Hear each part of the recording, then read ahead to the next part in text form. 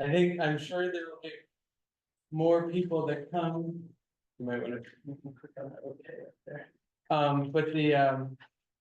So there'll be more people that come in as we go, but for those of you who don't know me, my name is Abe Miller-Rushing. I'm the science coordinator here at Acadia National Park, and this is a part of our weekly Lunch and Learn series that we do in partnership with the Scudic Institute with our Research Learning Center.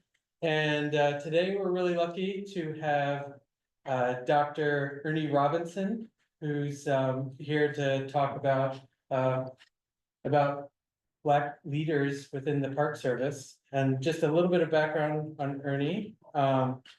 She's the eldest of 8 siblings, born and raised in Chicago, moved to Little Rock, Arkansas in the 7th grade and earned her bachelor in science from University of Arkansas at Pine Bluff, and followed by her master's degree in organizational leadership and a doctorate from North Central University. She currently resides in Staten Island, New York, where she works as a park ranger for the Park Service at Gateway. And I think for those of you in the room and online, we'll hold questions until the end. But for those of you online, feel free to type your questions into the chat and we'll come back to them at the end. That way you don't lose track of them as they go. I think for those of you who are online, just remember to keep yourselves muted. And outside of that, I think I'm gonna just hand it over to you, Earnie. Thanks a bunch. Thank you, Abe. So why did the woman bring a ladder to work? Anybody can answer. Because she heard the job was a step up in her career. Good morning, and thank you for joining me today. It's an honor and a privilege to share this moment with you. Today, I will share with you a qualitative case study exploration of the leadership journeys of Black women in the National Park Service. Without further ado, let us begin with the introduction. Hello, I'm Dr. Ernestine Robinson. I'm a park ranger with the National Park Service. I'm delighted to share some insights with you about the underrepresentation of Black women in leadership positions within the National Park Service. There has been limited research which has indicated that Black women in the National Park Service face underrepresentation in leadership positions, encountering discrimination and fewer advancement opportunities compared to white and Asian colleagues. Through exploring their leadership experience, I aim to shed light on important issues concerning gender and racial equity. Despite the intersectionality of race and gender, Black women have faced challenges such as being ignored for leadership positions, encountering stereotypes, discrimination, and the need to strategically navigate workplace challenges to progress in their careers. As a determined park ranger with the National Park Service, I am passionate about exploring ways to address these challenges to promote diversity and inclusion in leadership positions. Next, the problem focused on the issue of Black women encountering difficulties when transitioning from employee roles to leadership positions, leading to their limited representation in leadership roles. Furthermore, the purpose of this study was to discover the experiences of Black women who attain leadership positions in the National Park Service, as well as identify some strategies and practices they use to overcome the challenges along their journey.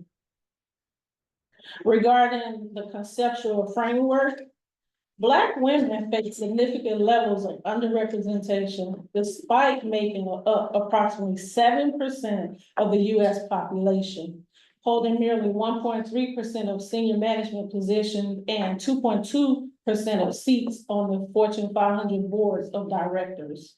Additionally, they confronted gender income disparities and face inequities in training, career progression, and access to supportive resources. This study delves into the leadership experiences of Black women within the National Park Service, analyzing them through the perspective of Black feminist theory and intersectionality. The Black feminist theory grew from seeing unfairness caused by intersectionality and how Black women's experiences were left out of women's rights and Black power movements. It aimed to show the special culture of Black women and talk about the unfair situation they faced in the workplace. Thus, intersectionality served as a role and tool for examining how societies treat individuals based on who they are, including factors like gender, race, and class, who they are attracted to. Understanding the challenges faced by Black women was crucial, as their dual identity as Black women and Black individuals often subjected them to increased discrimination and disadvantages in society and the workplace. Furthermore, the leadership continuum showed how Black women grew into their leadership positions and helped understand what was important for them in becoming leaders in the National Park Service. So through assessing their skills and talents, I could ascertain how they led and aligned with the objectives of the National Park Service. Subsequently, 3 research questions were composed to explore the leadership experiences of 6 Black women within the National Park Service. In research question 1, I focused on the experiences, challenges, and successes of the Black women leaders to understand how they achieve their leadership positions and surpass obstacles. By actively listening to their narratives, insight was gained on the challenges they encountered, the strategies they used, and the unique paths they followed to become leaders. In research question 2, I focused on how Black women leaders describe the skills they utilize, the resources available to them, and the relationship they built to achieve their leadership goals. By understanding their perspectives on these factors would facilitate understanding the strategies they implemented to succeed in their leadership positions. In research question 3, I wanted to understand how intersectionality impacted Black women leaders. Exploring would help recognize which aspects of being both Black and a woman were most important for them when they face challenges and opportunities on their path to leadership position within the National Park Service. Next, the literature review consists of 4 insights. The first insight revealed that Black women encounter various challenges beyond gender discrimination, such as conformity to social norms, low wages, and promotion oversight, along with sexism and racism, leading to barriers like sexual harassment and limited leadership prospects.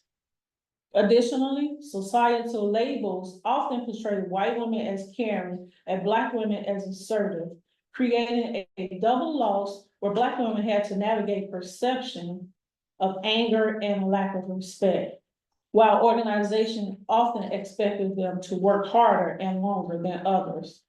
The second highlighted the insight of the concrete ceiling faced by Black women in the workplace, stemming from both racial and gender biases, requiring additional efforts to overcome compared to the broader concept of the glass ceiling. Factors such as a lack of support, promotion transparency issue, and sexism compounded the barriers, leading to unfair treatment, hostility, and isolation, hindering Black women's professional advancement.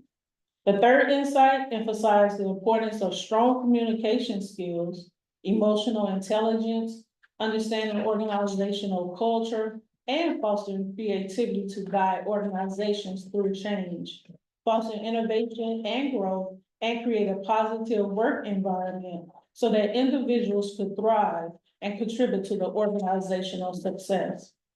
The fourth insight regarding leadership development involved assessing leaders to identify their strengths and weaknesses, aligning them with the organizational goals. For Black women, this entailed refining effective leadership skills, nurturing relationships, enhancing motivation and grasping leadership concepts, allowing them to understand the impact of their leadership style on their teams and fostering long-term success through improved performance and communication. Next, in the research methodology and design, qualitative methods were selected for the effectiveness in answering how, what, and why questions, especially in gathering and analyzing the experiences of individuals within the target population. In addition, case studies, a common research method exploring real-life events ranging from simple to complex, often focusing on one or multiple cases. Using a multiple case study approach enables comparison of perspectives among individuals with similar experiences, enhancing data credibility through source triangulation. Therefore, for examining the experiences of Black women leaders within the National Park Service, a qualitative multiple case study approach was deemed appropriate. Regarding the population and sample, the study focused on Black women leaders in the National Park Service, mainly those in leadership positions in the national parks of New York Harbor. I chose this group because of the familiarity with the National Park Service and the New York sites, which made it easier to access, establish trust, and thoroughly examine their leadership journeys. To ensure valuable insights, I use purposeful non-random sampling method to select Black women in both full-time and part-time leadership positions within the national parks of New York Harbor. Snowball sampling was also used to reach individuals who might have been harder to contact directly. Data saturation was reached when there was enough information to replicate the study, which could be achieved with as few as 6 interviews, emphasizing the depth of information over the sample size. Due to the limited representation of Black women in leadership roles, the target sample size was set at 6. Furthermore, thematic analysis helped understand the experiences of and perceptions of the Black women regarding leadership in the National Park Service, which enhanced the ability to identify common meanings and connections between concepts, ensuring the reliability and validity of the themes to help draw conclusions on addressing the research questions. In terms of instrumentation, the study utilized semi-structured interviews as the primary data collection method. These interviews provided a secure platform for Black women leaders to express their experiences working for the National Park Service. The flexible nature of these interviews allowed for an in-depth exploration and interpretation of nonverbal cues, enhancing data accuracy. To ensure data quality and consistency, a well-developed interview protocol was comprised of a variety of open-ended questions. Each interview began with a scripted introduction, followed by participants reviewing the consent forms. In addition, background-related questions were included to build rapport before delving into their leadership experiences. Additionally, an expert review was conducted to validate the effectiveness of the interview questions, confirming suitability for the study's goals. The field test also affirmed the protocol's efficacy in gathering valuable narrative data from the Black women leaders within the National Park Service. No revisions were needed. Regarding the study procedures, the research procedures began with securing the Institutional Review Board approval from North Central University. Participants were initially contacted via email and through snowball sampling techniques. Those who showed interest were provided informed consent forms, ensuring transparency and honoring their rights as participants. Furthermore, semi-structured narrative interviews were conducted to delve into the experiences, motivations, and viewpoints of the Black women leaders. These interviews were carefully recorded and transcribed, with the participants verifying the accuracy of the transcripts. The data was securely stored to maintain confidentiality. Finally, the study concluded with the Institutional Review Board closure and thorough data analysis confirmed the integrity and precision of the collected data. The study utilized the thematic analysis process to show deep, detailed data and find clear themes in the interview transcripts and help share their experiences and leadership stories of the 6 Black women leaders in this study. Each interview was recorded and transcribed with extensive note-taking, which consisted of analyzing the data with 6 factors. A, becoming familiar with the data. B, coding participants' view. C, identifying themes. D, evaluating them. E, naming and describing them. And F, presenting the results from the interviews with the 6 Black women leaders after concluding the data collection phase. Thereafter, I use in vivo software to find, sort, and make codes from the transcribed semi-structured interviews. My responsibility was to establish rapport and foster openness with the participants, facilitating their exploration of their leadership journeys and dispelling any misconceptions. Credibility, dependability, and transferability was ensured through measures such as bias reduction, consistency, and triangulation. Moreover, trustworthiness was determined by my confidence in the data, research methods, and interpretation used to ensure its quality. It revolved around 4 main factors: A, credibility; B, dependability; C, transferability; and D, confirmability. Therefore, I have ensured the trustworthiness of the collective qualitative data by carefully addressing each of these factors. Credibility focused on making sure the information was accurate in this qualitative research by having the participants check and provide feedback on the data to ensure accuracy and by reviewing it with experts. This ensured the methods were good for collecting useful information from the Black women leaders in the National Park Service. Dependability focused on establishing reliability and consistency in documented procedures and outcomes, achieved through careful data collection and analysis method.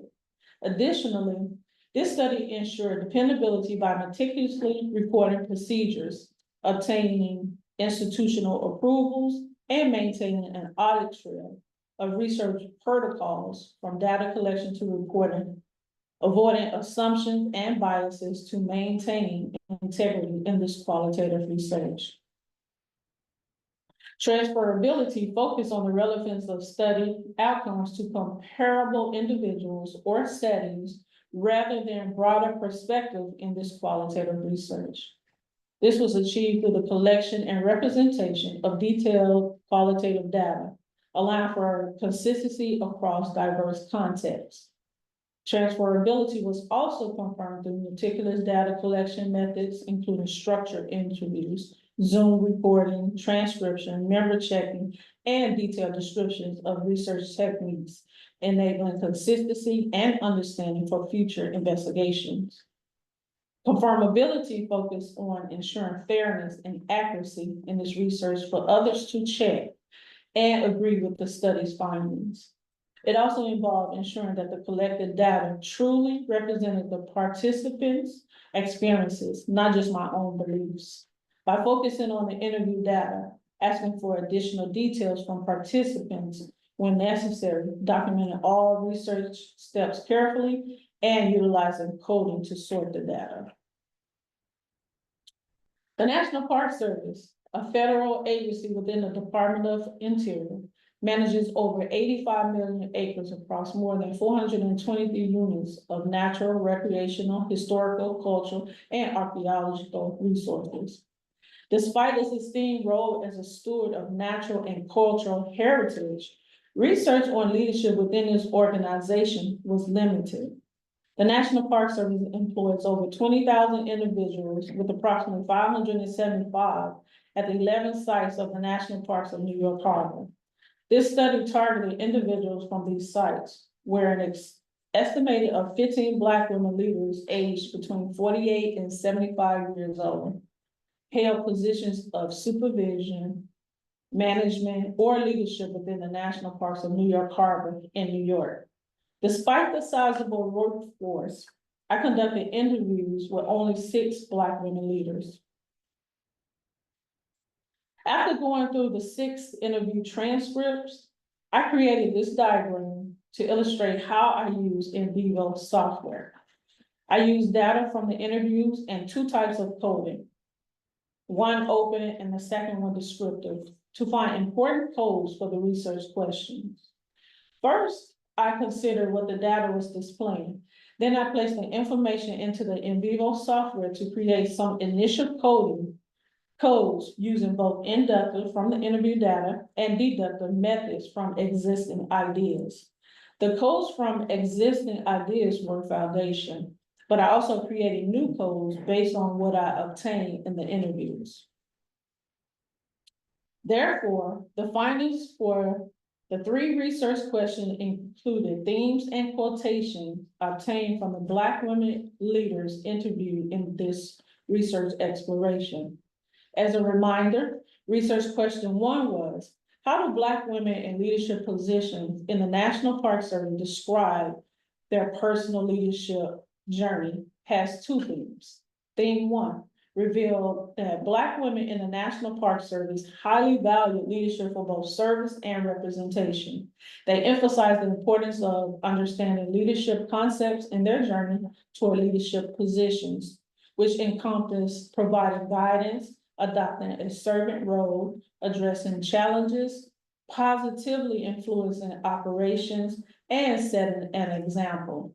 Their key qualities such as compassion, connection, flexibility, and the ability to empower others highlighted their leadership experiences that focus on responsibility, decision-making, and fostering a supportive team, exemplifying the inclusive nature of effective leadership. Theme 2 highlighted that most of the participants accumulated over a decade of leadership experiences within the National Park Service. This emphasized a leadership mindset that preceded their former positions. For instance, participant A had been recognized as a leader throughout her 22-year tenure, even before assuming supervisory responsibility. In contrast, participant C officially entered the realm of leadership in 2012, following a series of diverse roles. As a reminder, research question 2, how do Black women leaders in the National Park Service perceive the roles of agentic skills, supports resources, and the relationship in achieving their leadership goals? Has 3 themes. Theme 1 highlighted the understanding that Black women leaders could align their leadership style with specific agentic skills, including effective communication, engagement, positive influence, articulating clear vision, decision-making, being creative, encouraging teamwork, utilizing resources appropriately, and addressing the needs and ambitions of their employees. This allowed them to recognize their personal growth and development while embracing their unique leadership approaches, such as servant leadership, consensus building, situational leadership, and inclusivity. Theme 2 highlighted that the interactions among the participants revolved around key leadership attributes vital for their role as Black women leaders. They emphasized the significance of traits like assertiveness, self-efficacy, confidence, proactivity, decision-making, goal setting, resilience, and adaptability. In addition, each participant showcased a varied set of leadership skills they deemed crucial and impactful in their position, mostly in navigating implicit bias. In theme 3, the participants shared that mentorship played a crucial role in enhancing their leadership abilities by providing guidance from mentors. These mentors empowered, motivated, and assisted Black women leaders in setting goals to improve self-awareness and self-confidence. This journey enabled participants to identify their strengths, acknowledge weaknesses, and pinpoint areas for growth, thus shaping their path as Black women in leadership positions. Additionally, the participants provided their experiences in mentoring other Black women and individuals into leadership positions, along with the strategies they applied in these mentorship efforts. Moving forward, research question 3 was, what aspect of their intersectionality do Black women in leadership positions reveal as salient to the challenges and opportunities they have had during their leadership development within their organization? Consisted 6 themes. In theme 1, the Black women leaders share descriptions of challenges they confronted in their individual leadership positions and highlighted how they transformed the obstacles, such as unfair judgment, lack of support networks, and the influence of their gender and race, into avenues for personal growth and professional advancement. One leader was recognized for her assertiveness, yet encountered misunderstanding and was unfairly labeled as an angry Black woman when advocating for herself in professional environments. In theme 2, the participants noticed that Black women lack representation in leadership positions in the National Park Service. They suggested doing things like educating people, hiring more diverse staff, and making sure their policies were fair. They also shared the importance of having inclusive leadership and dealing with hidden biases because of the importance of treating women fairly, respecting their rights and skills, even if they had not been valued as much as men in the past. Theme 3 observed the challenges encountered by the Black women leaders that highlighted their determination, resilience, and perseverance. These obstacles nurtured their confidence in making well-informed decisions, heightened their ambitions, enhanced their self-awareness, and promoted openness and honesty in sharing their leadership journeys. Moreover, these challenges acted as sources of empowerment, allowing them to motivate and guide their employees to actively seek out opportunities for career advancement within the workplace. Theme 4 highlighted that encouraging confidence and resilience within the National Park Service should empower Black women leaders to skillfully manage demanding situations, navigate unforeseen challenges, and adapt to organizational shifts. Also, their experiences have facilitated valuable connections, enhanced emotional adaptability, and highlighted the importance of self-care and personal empowerment. Theme 5, the participants expressed their belief that the presence of Black women in leadership positions holds the potential to champion diversity, equity, and inclusion within the within the workplace. They also noted that their perspectives on the Black experience could draw a more diverse workforce, enriching the organizational environment through mentorship and diverse recruitment efforts. In concluding with theme 6, the participants advised aspiring Black women leaders to consider the Leave to Comeback strategy to gain diverse skills from various organizations. They emphasized the importance of seeking mentors, continuous education, and recognizing one's work for effective leadership. Additionally, they stressed the significance of fostering teamwork and seeking opportunities for professional advancement, engaging mentors for guidance and empowerment. Now, I am sharing the assessment of my findings for the 3 research questions mentioned above, with the insights that I gathered from the experiences and perspectives for the Black women leaders who have attained leadership within the National Park Service. The study finding for research question 1 aligned with previous research on the obstacles encountered by Black women leaders, echoing themes of adversity and bias documented in the prior studies.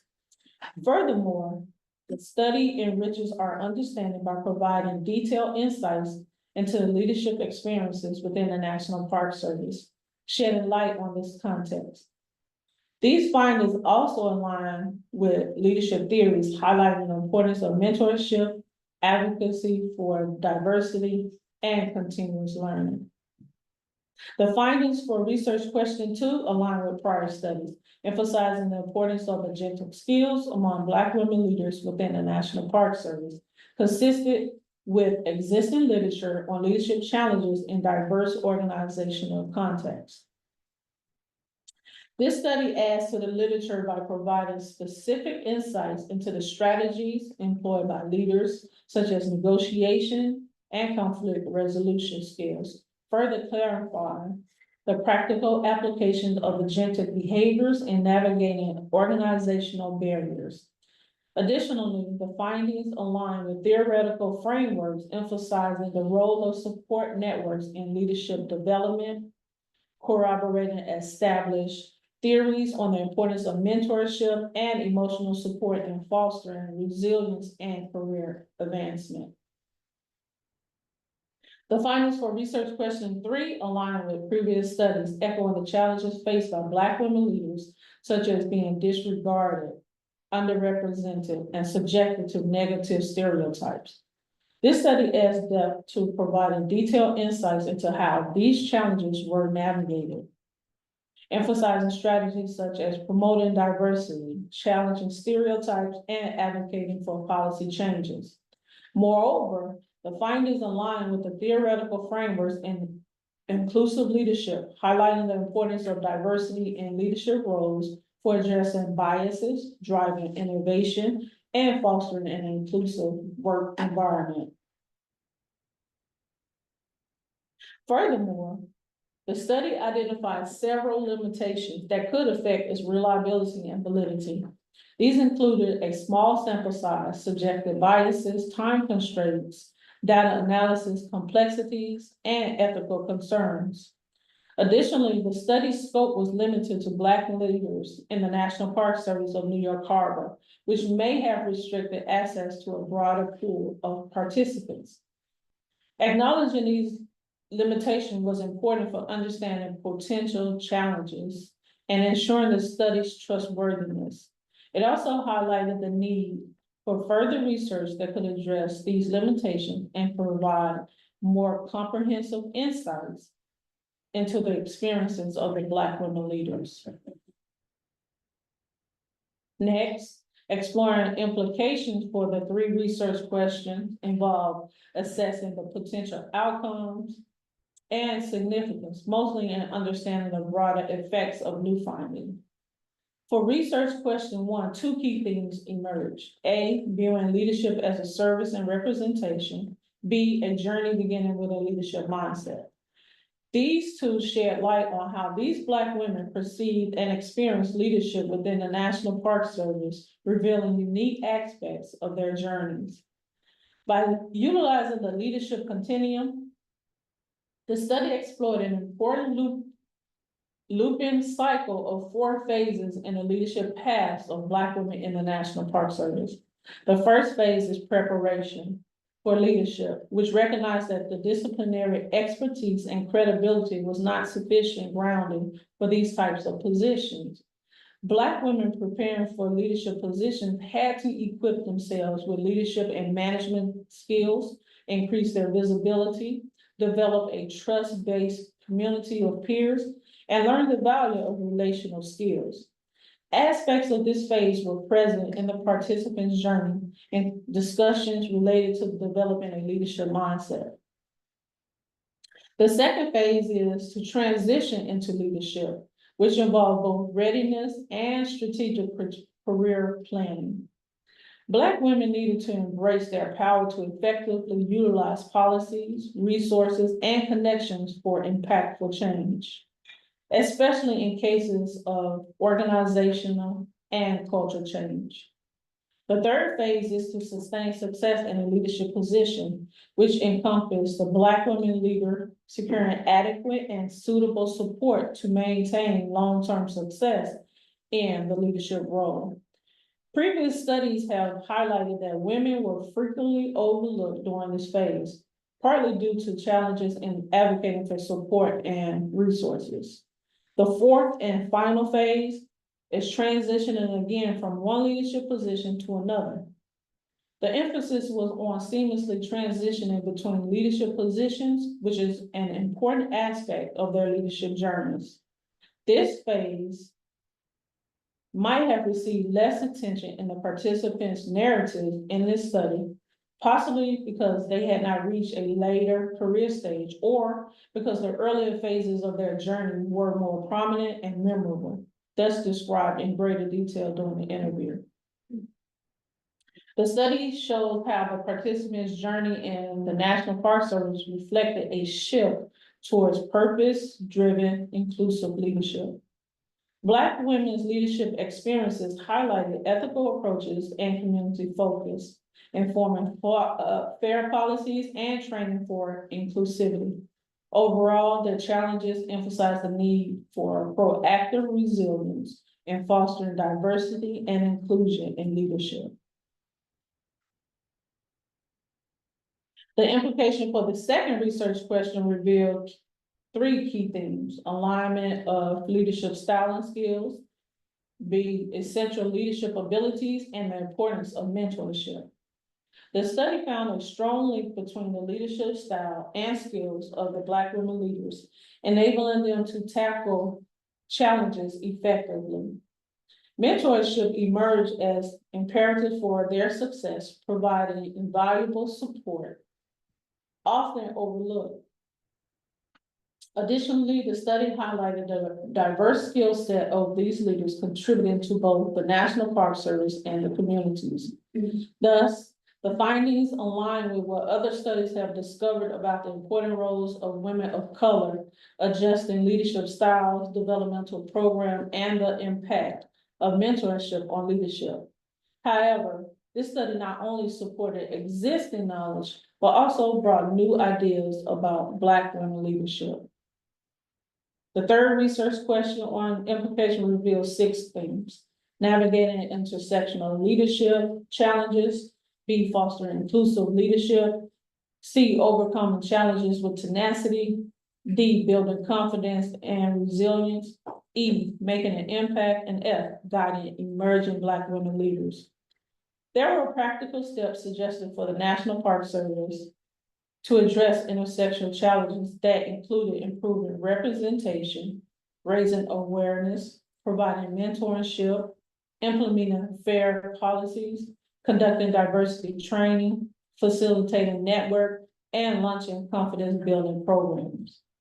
Without inclusive leadership support, Black women encounter setbacks such as employment discrimination, wage disparities, limited access to education, underrepresentation, microaggressions, stereotypes, and the concrete ceiling.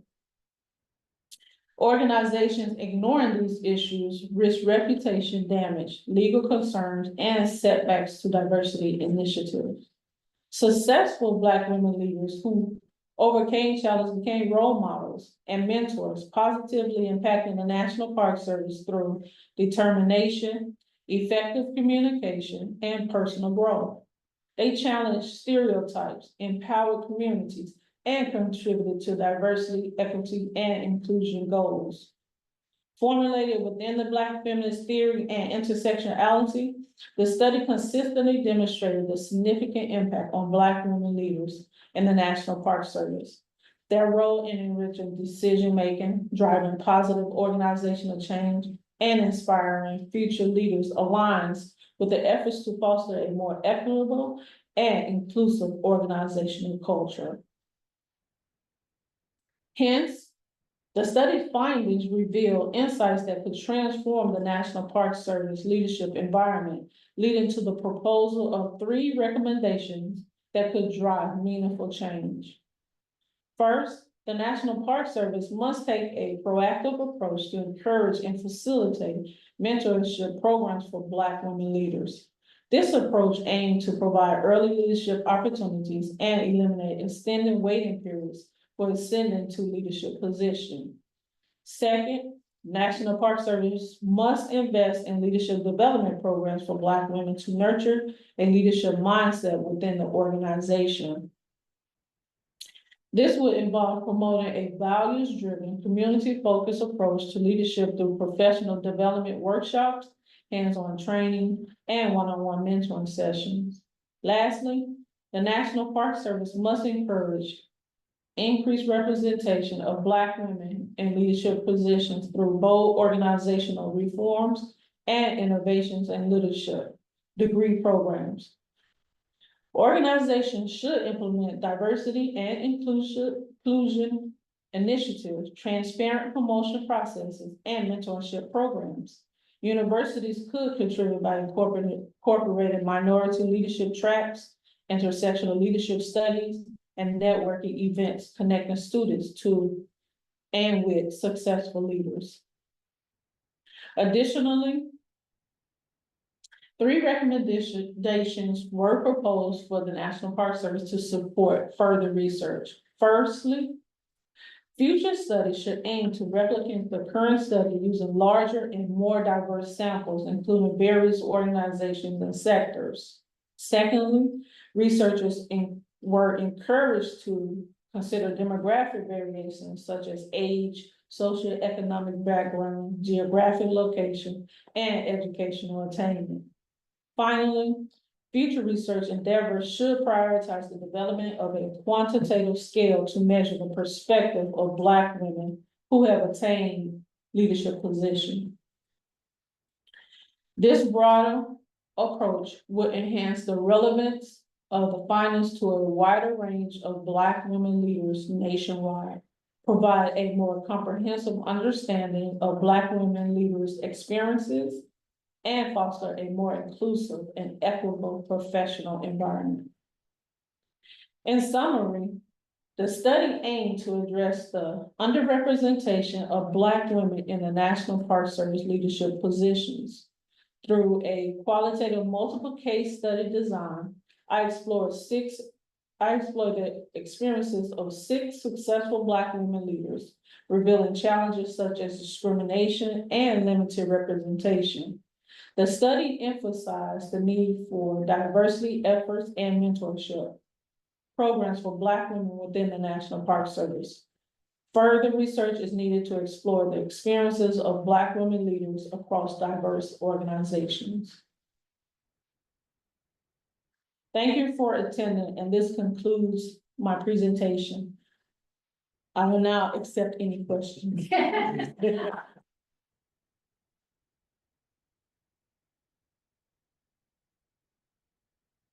Thank you, Ernie. You're getting applause from online as well. We can open it up for questions that, there are a few online, and so folks in the room can think about questions. Anne, do you wanna unmute and go ahead and ask your question? Sure. So at one point in your presentation, you had said that mentors set goals and it had to do with self-awareness. My question was were the goals set for the mentors or were they set for the employees? And what kind of goals were effective? Thank you. Did she say were the goals affected by the mentorship or the employees? Can you repeat your question? Sure. What? So I was thinking that I was wondering, were the goals that were set that had to do with self-awareness for the mentors, the people who were doing the mentoring, or was it for the employees? And then whichever the audience was, whoever's goals they were, which goals helped the most? Partly what I was asking is if I was not a Black woman employee, but wanted to be a better person in the NPS for Black women employees, and the goals were for me, that would be amazing. If they were goals that I could set with others, that would also be helpful. So that was my motivation behind the question, if that helps understand what I was driving at. I think I understand. So self-awareness goes both ways. The leader has to be have self-awareness when dealing with the employees, and the leader who also became a mentor had to instill self-awareness into the employees. And that self-awareness is knowing who you are, what your role is in the position that you have, communication, and to, develop those skills, because we are all leaders at some point. We just not in the leadership position, but all our jobs has leadership abilities within it, if that answers your question. Thank you. I think it really does. So what I hear you saying is that in general, driving self-awareness for everyone about their strengths and what they're bringing to the table and how they fit in the organization are all benefits to empower employees to bring their most and to be recognized for what they bring. Maybe, or did I go too far? No, that's correct, but you also want to enhance your weaknesses as well to become a complete, individual. If that answers, I hope that answers your question. And, oh, she's giving me a thumbs up. Okay. And Ken, do you wanna unmute yourself and ask a question, then we'll go inside the room? Sure. Thanks, Dr. Robinson, for the presentation. That's really interesting. I just had a quick question, and you may have said this and I missed it, but the 6 interviewees, were from the New York Harbor area Park Service units there. Did they spend all of their career there, or had they worked in other parts of the country in the Park Service and, ended up there? Part of them just wondering how broadly you can extend some of your findings in terms of the experience of the Park Service overall versus perhaps being something that's related to this region or to specific parks that are there. Sure.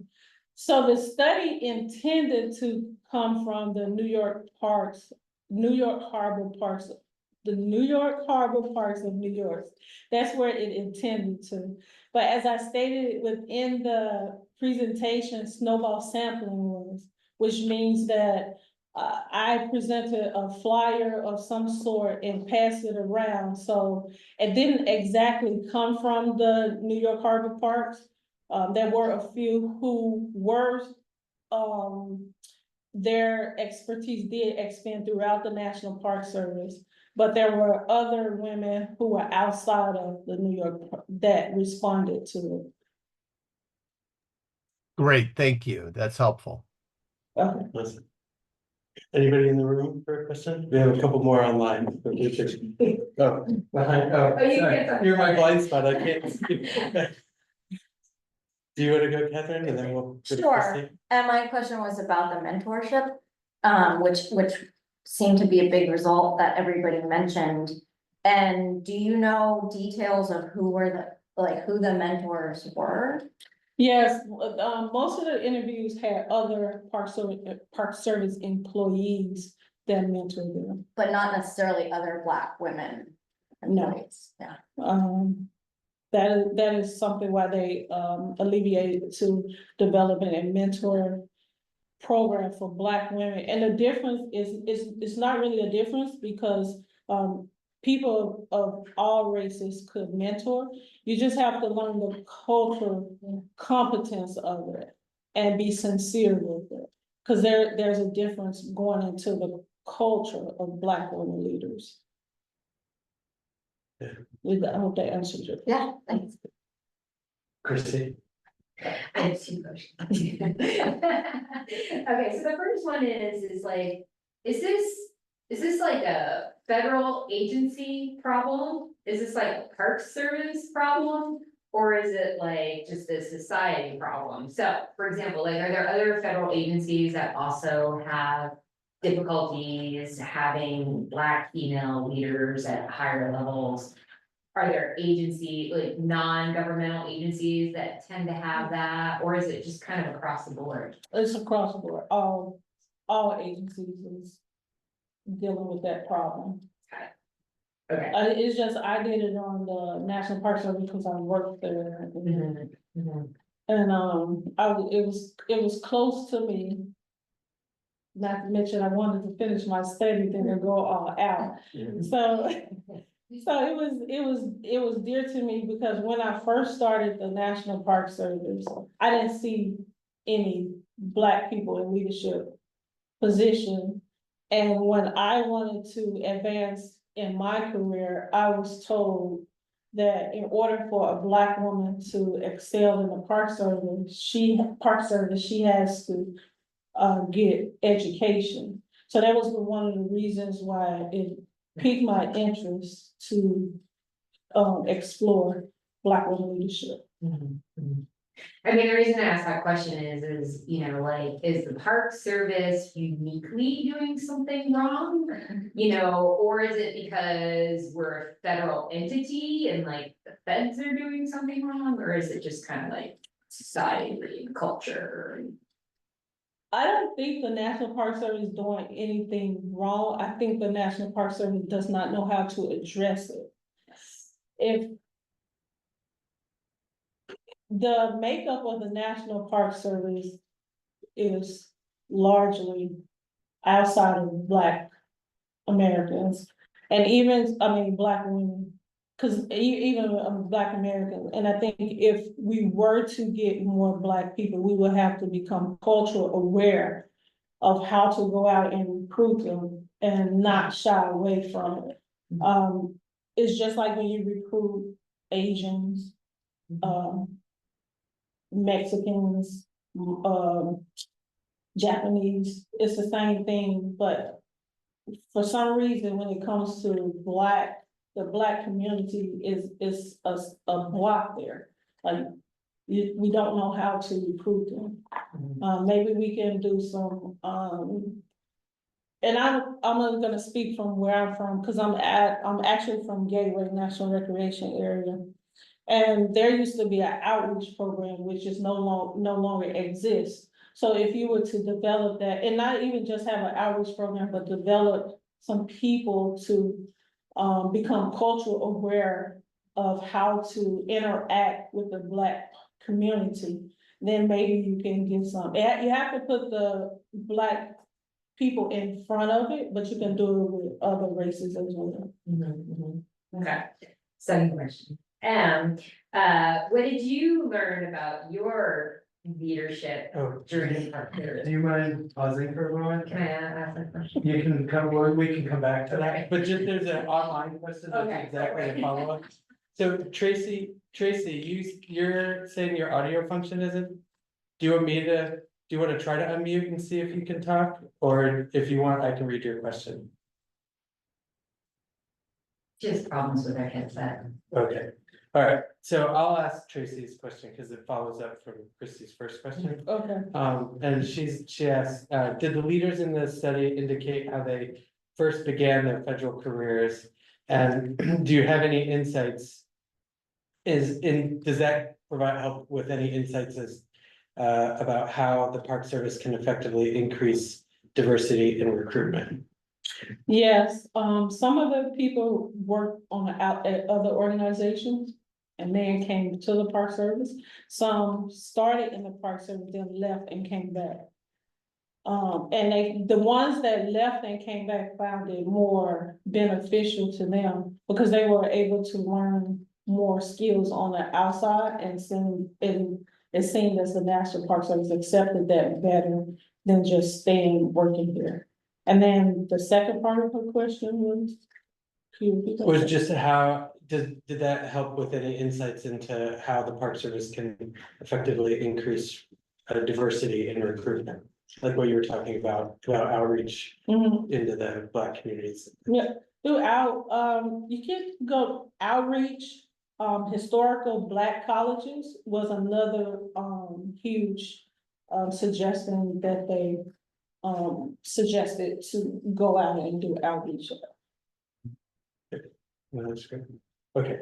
But Do you want me to repeat the question? Yes, please. What did you learn about your leadership journey in the Park Service as you were doing your research? Wow, that's a good question, cause I learned a lot. I learned ways that I can improve myself as a leader. How I can be an asset to the National Park Service as a leader. I found that, so there's different leadership styles. You have, I'm just gonna name a few, cause it was like 7 of them. You have autocratic, laissez-faire, transactional, transformational, charisma, situational, servient. So what I found myself is more, I am a more interactive, hands-on, transformational, situational. Servant is the hands-on. And I'll add a little twist of charisma in there, because I do have a little empathy and situational, because each situation is different. So I can't treat you like I treat her. I don't know your name, so, I can't, treat no two people alike. Every situation is different. And you learn more by, dealing with, circumstances like that, by being more, how can I say, more open. So that's what I learned about myself, that, I do have my integrity, I already have integrity, but I learned that I was more situational. And career, had a real touch of career. I already knew about the transformational. And that, but I did learn that. Yeah, thank you. So I want to thank Alyssa so I'll forward it around to the folks here in the room. She shared a link to a web article on demographic information about the Park Service. Okay. And then I'm gonna, Megan, I'll let you ask the last question if that's all right. You can pick which one you want to ask. I'll let you unmute yourself and yeah, go ahead, Megan. Okay. Can you hear me? Yes. Okay, so you talked a lot about resiliency and gaining skills that needed to be really deliberately enhanced for Black women.